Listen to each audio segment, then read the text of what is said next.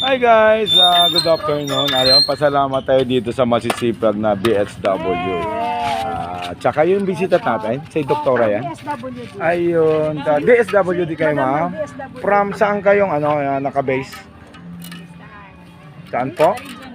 Sa region. Ayun, pasalamat tayo sa kay Madam. Ano pangalan mo, Madam? Bali nag-interview si Madam. Hindi, pasalamatin pa rin natin si Madam. Kasi nag-assist naman tong mga BSW. Ito naging problema natin, itong mga asong to. Pinauwi na natin, pero pabalik-balik pa. Ayun, pasalamat tayo unang-una sa ating kapitan na si Hill Atunto. Ayun, pade, salamat at nagkaroon tayo ng clean drive ngayong hapon na to. Then, nananawagan ako sa mga barangay official din.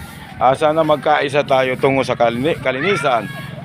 Of course, sa Purok Officer, ayan, sa pangunguna ni Elmer Malaga sa Purok 1, Edsel Araw sa Purok 2, Purok 3 si Ramon Trelles, siguro dito sa 4, 5, 6, 7, nananawagan kami sa inyo lahat na magtaga din kayo, maglakad-lakad naman tayo para makita natin kung dapat natin gawin.